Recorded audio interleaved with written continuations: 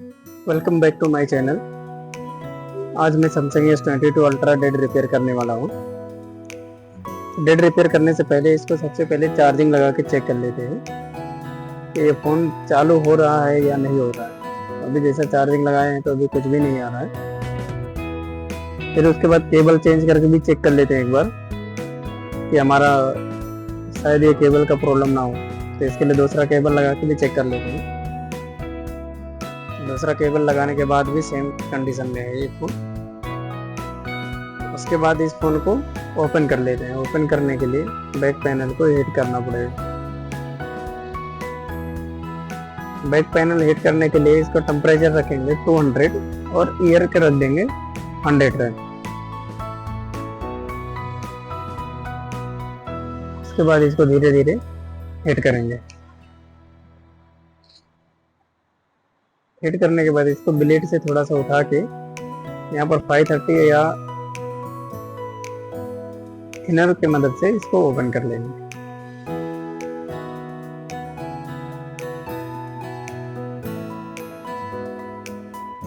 आराम से इसको ओपन करेंगे, जबरदस्ती या जल्दबाजी नहीं करेंगे। अगर जल्दबाजी करेंगे तो ये बैक पैनल ओरिजिनल है क्रैक हो सकती है।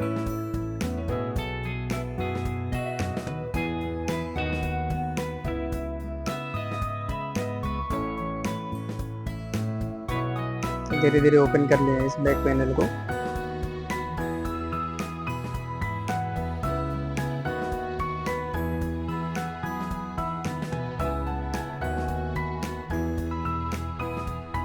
ओपन होने के बाद सबसे पहले सारे स्क्रू ओपन कर लेते हैं।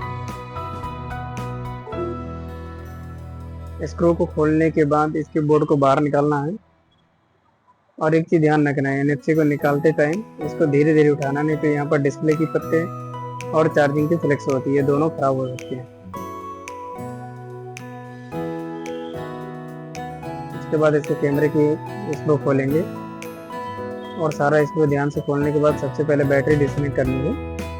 उसके बाद धीरे धीरे सारे फ्लेक्स को रिमूव करनी है।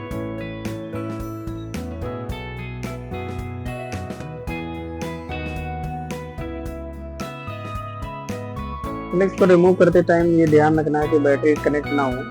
अगर बैटरी कनेक्ट रहेगी, हम स्टील की ट्यूजर से अगर निकालेंगे तो हमारा फ़ोन शॉर्ट सर्किट हो सकता है, या हम जो भी पत्ते पे लगाएंगे वो पत्ता खराब हो सकता है। तो ये सब चीज़ ध्यान रखते हुए बोर्ड को ओपन करना है। तो अभी बोर्ड को बाहर निकाल ले। उसके बाद इसको वापस से चेक कर लेते हैं कि ऑन हो रहा है या नहीं हो रहा बैटरी डिस्कनेक्ट करने के बाद।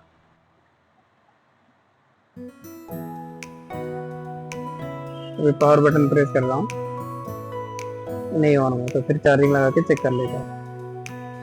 चार्जिंग लगाने के बाद भी ये ऑन नहीं हो रहा। उसके बाद इसको मैं DC मशीन से चेक कर लेता हूँ।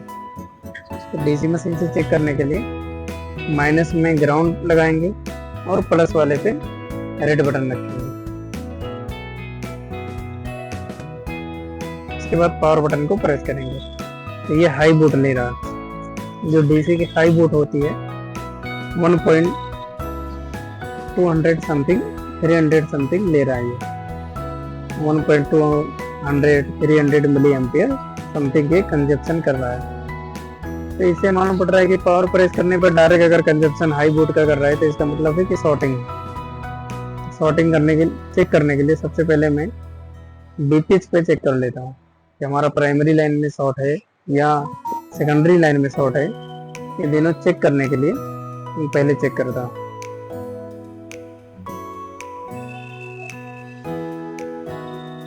उसके बाद ये सील्ड आराम से रिमूव करनी है। अगर आपकी हैंड स्किल अच्छी है तो आप कोई भी कटर वगैरह की मदद से भी इसको रिमूव कर सकते हैं, या अगर हीट करके निकालना चाहें तो भी निकाल सकते हैं। उसके बाद ये जो ऊपर लगी हुई रहती है ये हीट सिंक है कि फ़ोन हमारा गर्म ना होए, IC जो हमारी है वो सेफ रहे, इसके लिए हीट सिंक पेस्ट लगाया जाता है। इसको क्लीन कर लेते हैं। उसके बाद इसमें शॉर्टिंग चेक करते हैं। शॉर्टिंग चेक करने के लिए सबसे पहले रोजिन अप्लाई करके चेक कर रहा हूँ, ताकि अगर हमारा ऊपर रहेगा हाई बोर्ड जो होती है वो अक्सर करके ज़्यादा वाली वोल्टेज पे शॉर्टिंग होता है, जैसे BPH वोल्टेज हो गई या BBAT वोल्टेज हो गई, या कोई कैपेसिटर वगैरह डायरेक्ट शॉर्ट हो गया हो, तो उस टाइम क्या होता है कि अगर हम रोजिन अप्लाई करके बैटरी को कनेक्ट करेंगे तो वो फास्ट मेल्ट हो जाएगा।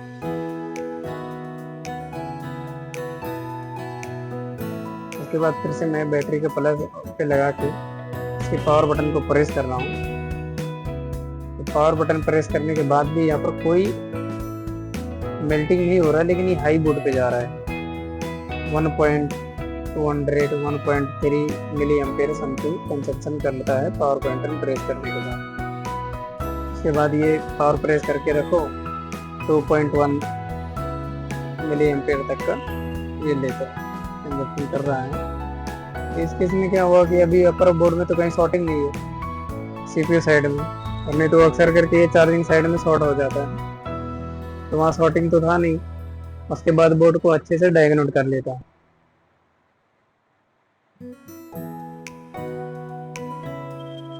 फिर मल्टीमीटर से एक एक करके वोल्टेज वाली लाइन को चेक कर रहा हूँ कि अगर हमारी कोई भी वोल्टेज लाइन में शॉर्टिंग आ गया तो मालूम पड़ जाएगा। तो एक एक करके सारे जितने भी ऊपर वोल्टेज लाइन दिखेंगे सारे चेक कर लेता हूँ। तो सारे चेक करने के बाद कहीं पर भी शॉर्टिंग नहीं मिला। अगर ऊपर कहीं ना कहीं शॉर्टिंग होता तो ऊपर से ही मिल जाता। ये सारा चीज चेक करने के बाद भी वोल्टेज नहीं हो रहा, शॉर्टिंग नहीं मिल रहा है, तो इसका मतलब ये है कि अब लेयर के अंदर ये शॉर्टिंग है। 1 बाय 1 करके मैं सारे कैमरे के सेक्शन, चार्जिंग सेक्शन, डिस्प्ले का, एंटीना, सारा चीज मैं 1 बाय 1 करके चेक कर रहा। उसके बाद भी ये नहीं हुआ। उसके बाद मैं इसके लेयर को ओपन कर रहा हूँ। कहीं शॉर्टिंग नहीं मिला तो लेयर ओपन करना पड़ेगा, क्योंकि इसके इंटरनली पावर आईसी होती है जो दोनों सैंडविच बोर्ड के अंदर होती है। तो इसको ओपन करने के लिए मैं टेम्परेचर रखा हूँ 260, एयर रखा हूँ 80। इसको मैं मिनिमम 50 सेकंड हीट करूंगा,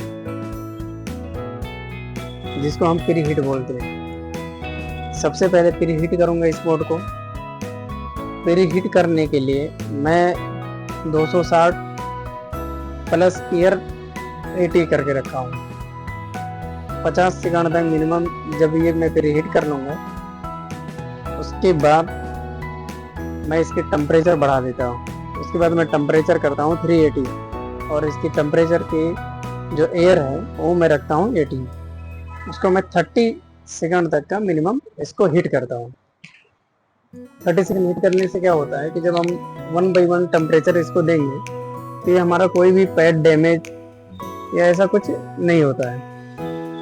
तो इसको आराम आराम से करके मैं रिमूव करता हूँ। जब मैं 380 को और 60 एयर को मिनिमम 30 सेकंड जब हीट हो जाता है, उसके बाद मैं फिर से टेम्परेचर बढ़ा देता हूँ। मैं टेम्परेचर बढ़ाने कर रखता हूँ 420 और ईयर कर देता हूँ 100। उसके बाद मैं ये लेयर को रिमूव कर रहा हूँ, जिससे ये आसानी से रिमूव भी हो जाएगी और ज़्यादा प्रॉब्लम भी नहीं होएगा। सेफ साइड से रिमूव हो जाता है। लेयर वगैरह की पेड जो होती है वो ज़्यादा टूटती नहीं है। नहीं तो अक्सर कर अगर हम सिर्फ एक ही टेम्परेचर देंगे, जैसे मान लो एग्जांपल के तौर पे 420 टेम्परेचर दे रहे या 500 टेम्परेचर दे रहे, तो उससे क्या होएगा कि हमारा बोर्ड एक साथ में पूरा हीट नहीं होता है। कभी भी कोई भी आईसी रिमूव करने के लिए या हमें लेयर रिमूव करने के लिए पहले उस बोर्ड को पहले प्री हीट करना पड़ता है। जब प्री हीट हो जाए उसके बाद ही आप थोड़ा टेम्परेचर बढ़ा के सेकंड टेम्परेचर जब आप दोगे तो वो क्या होएगा, आपकी आईसी प्लस ग्लू आपकी मेल्ट हो जाएगी। थर्ड जब आप टेम्परेचर और इंक्रीज करते हो तो उस टाइम क्या होता है, जो आपकी आईसी रहती है स्मूथली आपके रिमूव हो जाएगी।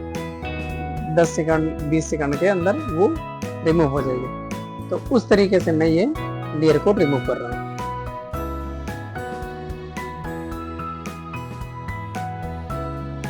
तो ये आराम आराम से लेयर को रिमूव करना है। ब्लेड को एकदम आराम से रखनी है। इसको जबरदस्ती या घाई करके या लेयर उठाए थोड़ा सा तो पूरा ऐसा उठा दिए जबरदस्ती से, तो क्या होगा, जब हम बोर्ड को ओवर हीटेड करते हैं जब लेयर रिमूव करने के लिए बोर्ड को हीट करते हैं तो उस टाइम क्या होएगी कि आपकी आईसी भी मेल्ट हो जाएगी। अगर आपने उठाया और तुरंत साइड में ऐसे रख दिया तो क्या होएगा, बोर्ड के अंदर जितनी आईसी हैं सारा में ये आपस में चिपक जाएंगे। तो ये चीज़ ध्यान रखनी है। तो लेयर ओपन करने के बाद इसके अंदर चेक करते हैं सबसे पहले सॉर्टिंग है कहाँ पे। सॉर्टिंग चेक करने के लिए अभी पहले बैटरी की लाइन चेक करते हैं कि इसमें बैटरी की बीपीएच या लाइन कहाँ पर गई है। ये हालांकि गिरा हुआ फोन है, गिरने की वजह से ये हाई बोर्ड पे हुआ है। तो ये हम जैसे बैटरी तो डिस्कनेक्ट कर दिए, अपर बोर्ड की जो होती है डिस्कनेक्ट कर दिए, तो अभी बैटरी को कहाँ कनेक्ट करेंगे, बीपीएच वाली लाइन पे बैटरी का प्लस दे देंगे। जो बीपीएच की लाइन होती है वहां पर हम बैटरी की प्लस देंगे और ग्राउंड वाले को ग्राउंड पे दे देंगे।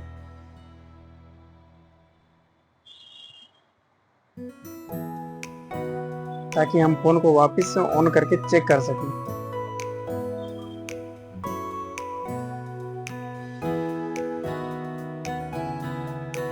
तो अभी मैं बीपीएच वाली में डीसी मशीन का केबल सोल्डिंग कर दिया है।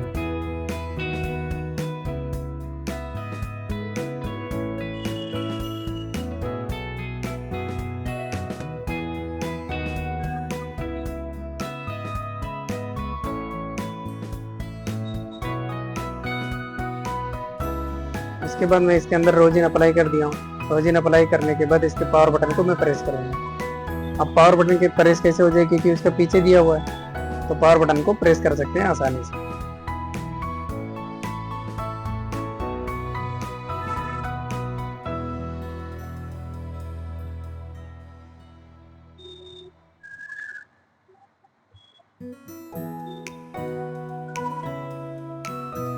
मैं पावर बटन को प्रेस कर रहा हूँ। देखो मेरे DC 280 से स्टार्ट हुआ और उसके बाद 1 पॉइंट समथिंग जाके 0 हो गया। तो ये क्या हुआ कि ये जो हमारी ग्राफिक की सेक्शन होती है उसमें सॉर्टिंग हो गई।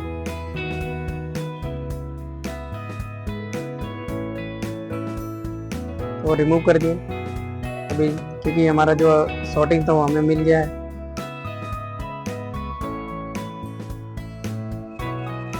अच्छे से क्लीन कर लेते, ये बीच वाली कैपेसिटर शॉर्ट हो चुकी है। अब इस कैपेसिटर को रिमूव कर दिया, उसके बाद सॉर्टिंग चेक कर रहे हैं तो सॉर्टिंग रिमूव हो चुका है। उसके बाद उस कैपेसिटर को वापस से लगा देनी है।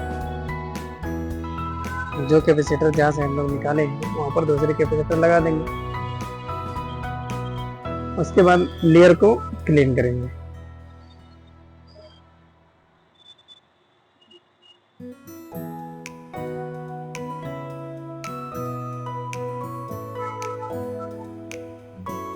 लेयर क्लीन करने के लिए क्या करना है, इसके ऊपर जो रोजिन डाल के और 138 PPD अपने आयरन के अंदर लेके इसको क्लीन करना है, ताकि अच्छे तरीके से क्लीन हो जाए। जब हम बोर्ड को रिबोल करके वापस से लगाएं तो प्रॉपर तरीके से वो आपकी जो बॉल होती है बॉल टू बॉल बैठ जाए। अभी फिलहाल मैं लेयर को क्लीन कर ले रहा हूँ।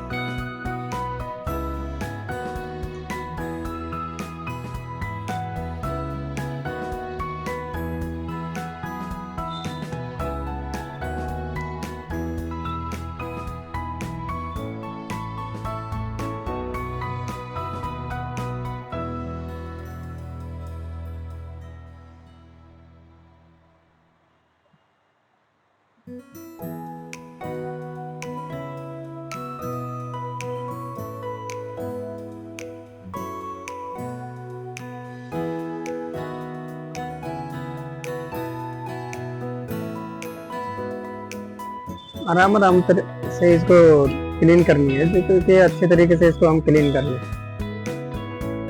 इसके बाद बोर्ड को साफ सफाई करके इसे जो रोजिन वगैरह लगाए हैं सारा क्लीन कर देनी है थिनर की मदद से।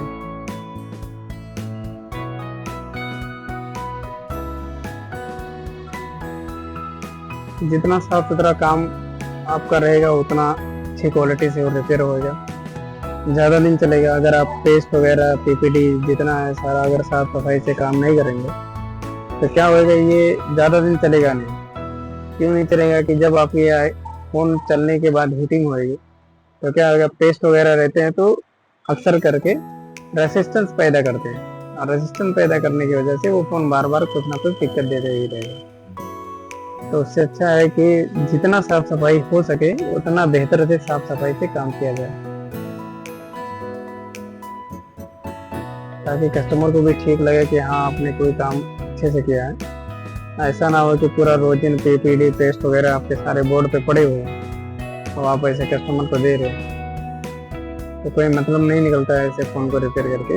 उसको क्लीन साफ सुथरा रिपेयर करोगे अच्छा चलेगा, तरीके से काम करना बेटा, हमेशा साफ सफाई से और ध्यान से करनी है।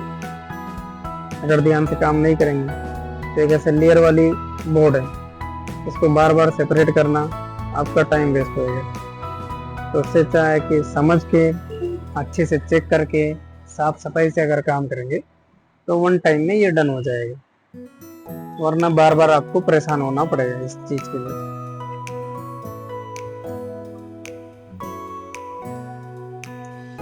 इसके बाद अपर बोर्ड को क्लीन कर लेता हूँ। ये लेयर रहती है, इसको आराम आराम से इसके अपर बोर्ड को क्लीन कर लेंगे। हालांकि इसमें पैड भी बहुत टूटे हैं,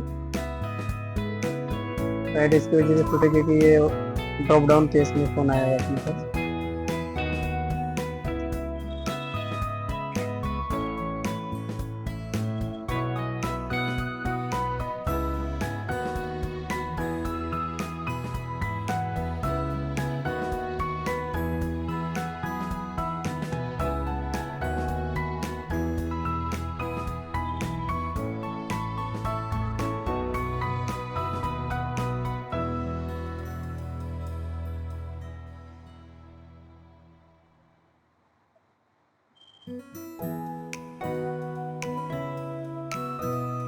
इसको धीरे धीरे क्लीन कर लेंगे। उसके बाद क्या करेंगे, जो इसके पैड टूटे हुए हैं वो पैड को जंपर मार के इसको बना देंगे।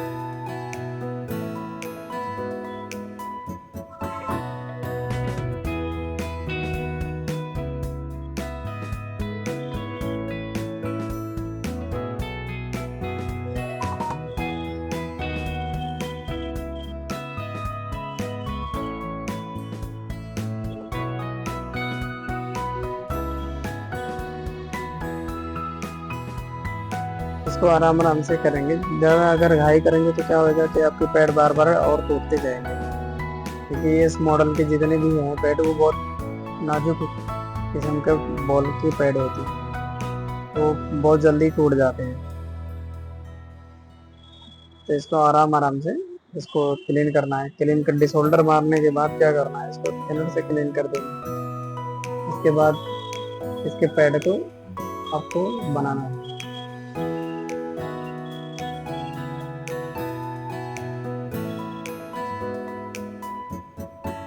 पैड बनाने के लिए क्या करना है, अब जो पैड है अगर आपको नहीं मालूम पड़ रहा है कि ये पैड कैसे, ये वाला पैड एनसी है, ग्राउंड है, ये आपका काम की पैड है, तो करना क्या है, हर एक पैड पे आपको थिनर डाल देंगे।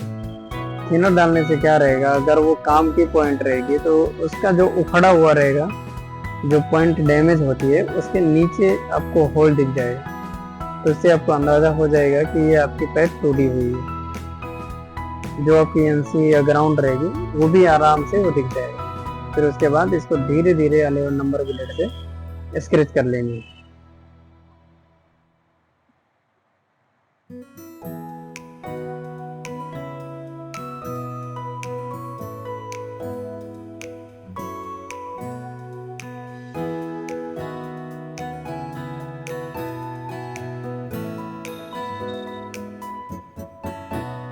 तो 1 बाय 1 करके सारे पैड को चेक कर लेंगे। अब जैसे ये वाला है, ये ग्राउंड की है, तो ऐसे आप अगर थिनर डाल के चेक करेंगे तो वैसे मालूम पड़ जाएगा ये भी ग्राउंड की है। ये जो है ये आपकी कुछ किसी ना किसी चीज़ का कनेक्शन है, क्योंकि ये होल छोटा दिख रहा है। अगर बड़ा होल दिखता तो उससे अंदाजा हो जाता है ये एनसी का है। एनसी वाले में तो आपको पैड दिखेगा ही नहीं, क्योंकि वहाँ पर कनेक्शन ही नहीं रहता है। बाकी जो आपकी ग्राउंड वाली रहेगी वो बड़ा होल हो जाता है।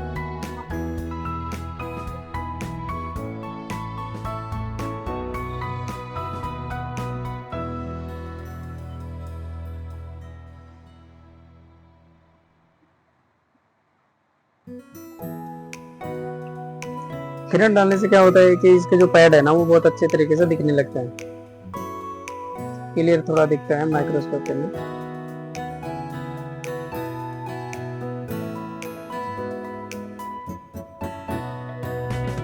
थिनर ले लो, ऐसी टोन ले लो, कोई भी ले लो, या मैकेनिक वगैरह की भी आती है, रिलायब की भी आती है, या तो जहीर भाई के पास भी मिलती है 022 क्लीनर है, उससे भी अच्छा दिखता है और प्रॉपर तरीके से क्लीन भी हो जाता है।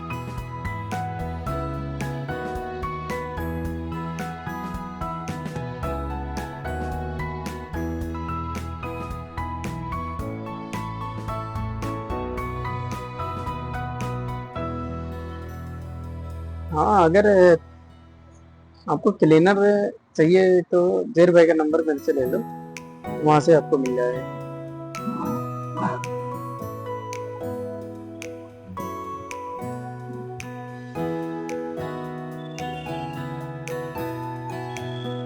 उसके बाद 138 पीपीडी से इसके हर एक एक पॉइंट को जंपर करनी है 138 पीपीडी लगा के। और उसके बाद आप जंपर लगा के तुरंत ही उसमें यूवी मास्क लगा दो, ताकि क्या रहेगा, वो बार बार आप क्लीन करोगे तो ये निकलेगा नहीं। ये क्या रहेगा ना, तो आप बार बार आप परेशान हो जाओगे क्योंकि ये निकलते रहेगा।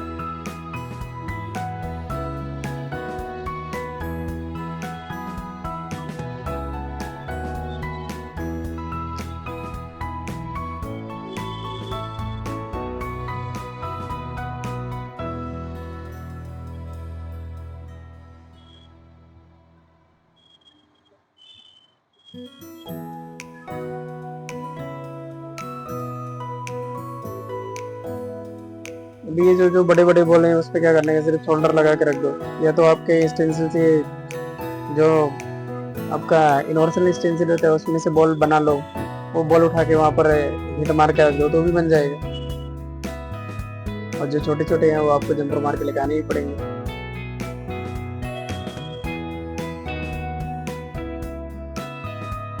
हाँ, मार्केट में मिलती है वो चीज है,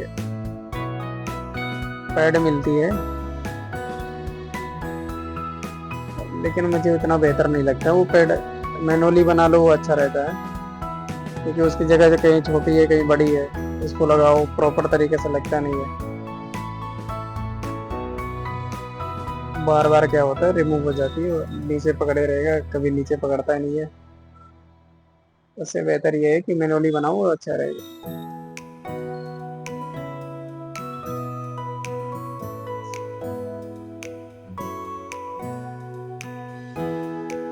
इसका जलेबी बनाने के लिए 11 नंबर ही काफ़ी है। 11 नंबर ब्लेड में क्या होता है, नोक ज़्यादा होती है, और कोई भी एक नॉर्मली ट्यूजर ले लो, ट्यूजर से राउंडिंग अच्छी हो जाती है।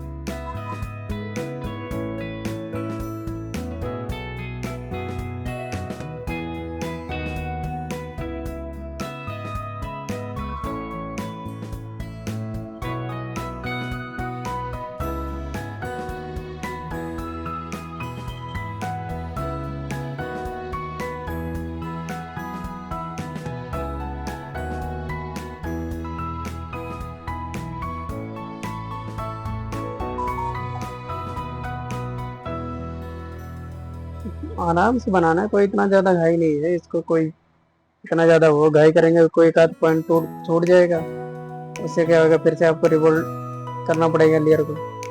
तो उससे कि चेक करके ही काम किया जाए बेहतर होता है। थोड़ा समय लगेगा लेकिन बेहतर होती है। वो तो जब वीडियो अपलोड होगी तो क्या होएगा कि वीडियो को फास्ट कर देंगे।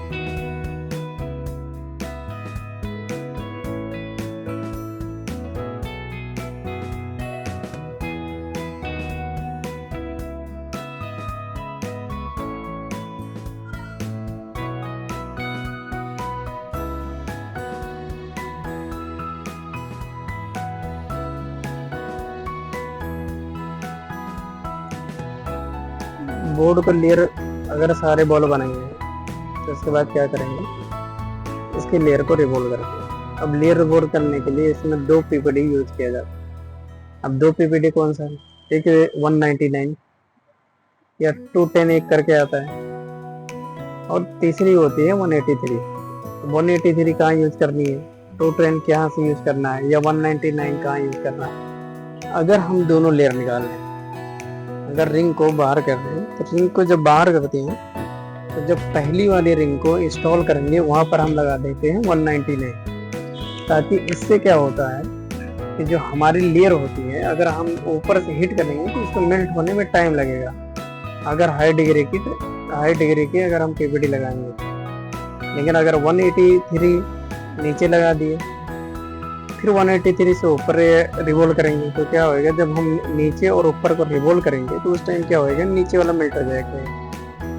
तो इसके लिए क्या करना है, आपको 199 पहले लगा देनी है, पहले जब रिंग हम आउट करेंगे। अगर किसी का फ़ोन का रिंग आउट कर रहे हैं तो पहले 199 लगा देंगे। 199 लगाने के बाद उसको रिवॉल्व करके आप रिंग को इंस्टॉल कर दो। इंस्टॉल करने के बाद जब आप ऊपर वाली रिंग को रिवॉल्व करोगे तो उस टाइम आप 183 यूज कर लो। तो इससे क्या रहेगा कि नीचे वाला जो आपका है ना वो मेल्ट नहीं होएगा।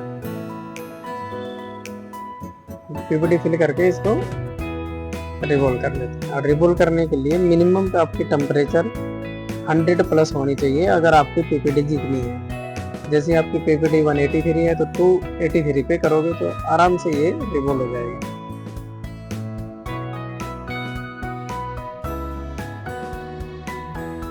इसके स्पेशल स्टेंसिल भी आते हैं जो अमोई वगैरह के उसमें रख के भी कर सकते हैं, ऐसे भी हो जाते हैं, वैसे दोनों तरीके से हो जाएंगे।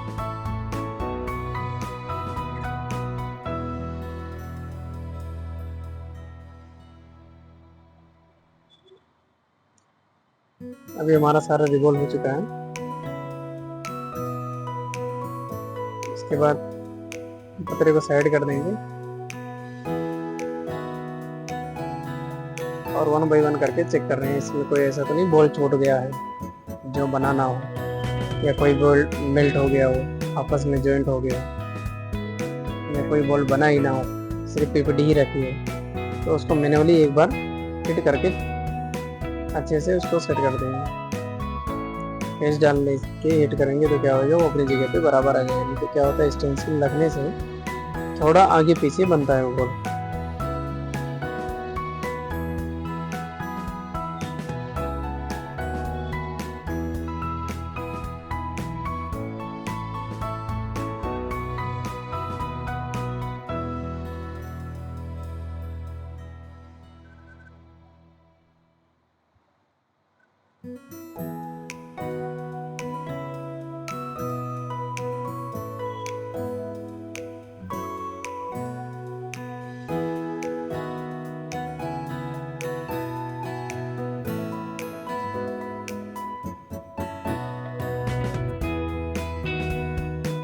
तो क्या होता है, जब आपस में कभी भी टच हो जाता है तो बॉल छोटे बड़े बन जाते हैं। तो इसके लिए क्या करते हैं, हम थोड़ा सा कट कर देते हैं ताकि वो बराबर में आ जाए।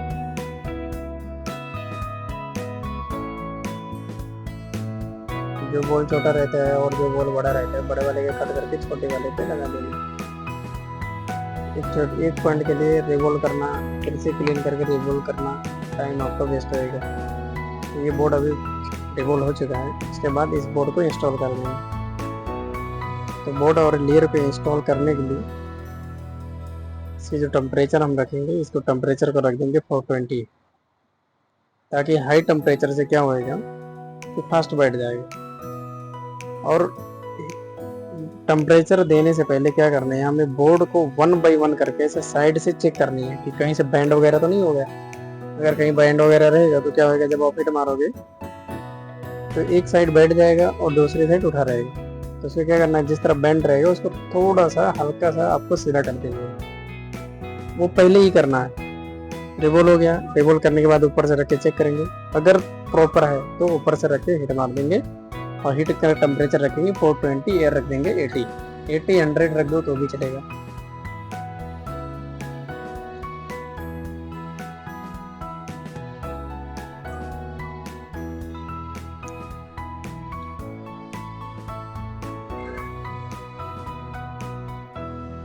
टेम्परेचर का जो मसला है वो आपके हैंड स्केल के ऊपर है। अब चाहे 500 पे करो, आपकी हैंड स्किल अच्छी है तो 500 पे भी काम होएगा, टेम्परेचर का कोई मैटर ही नहीं होता। और जब नए नए सीखने के लिए सिखाते हैं हम किसी को, तो क्या होता है कि उसको हाथ सेट करने के लिए वो टेम्परेचर बताया जाता है कि इतने टेम्परेचर से काम स्टार्ट किया।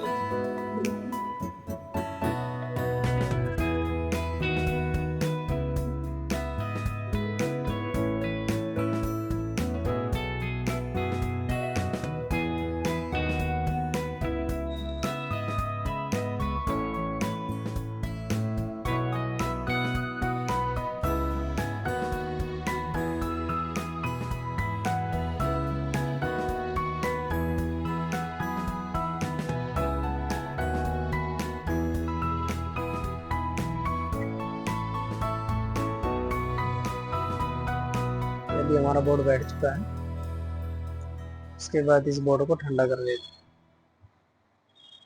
हैं। थोड़ा कूल हो जाएगा तो बोर्ड चेक करने में आसानी होती है। अगर वो बोर्ड हीट है तो क्या होता है, फोन थोड़ा समय लेगा ऑन होने में। तो चारों तरफ से इस बोर्ड को हीट कर देंगे, तो इसको फोल्ड करके फिर इसको चेक करेंगे।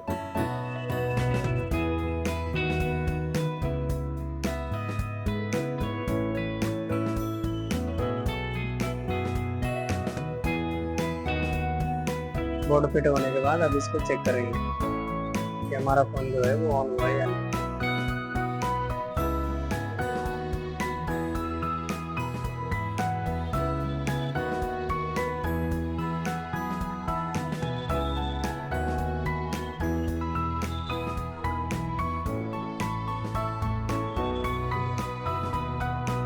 फोन ऑन करने के लिए बोर्ड पीछे से प्रेस करके ऑन करेंगे, फोन ऑन हो गया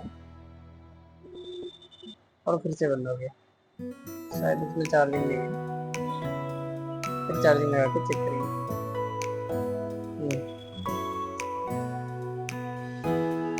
ये फोन के क्या है, डिस्चार्ज हो गई बैटरी शॉर्टिंग की वजह से। ये अभी चार्ज है, अब चालू करके चेक करते हैं।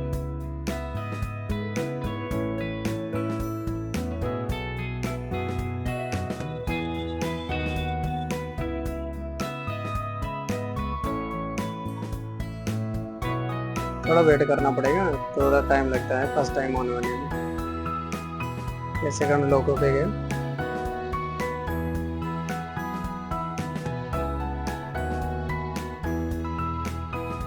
ऑन हो गए, ऑन प्रॉपर तरीके से ऑन हो चुका है।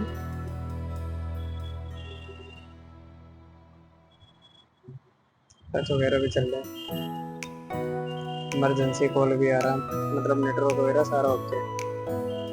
इसके अंदर कस्टमर ने ये भी बताया था कि हमारा फोन में कभी कभी पेन भी नहीं चलता है, शॉर्टिंग की वजह से पेन भी बंद होती है इसकी, तो पेन भी चलने लगा। Okay, good night.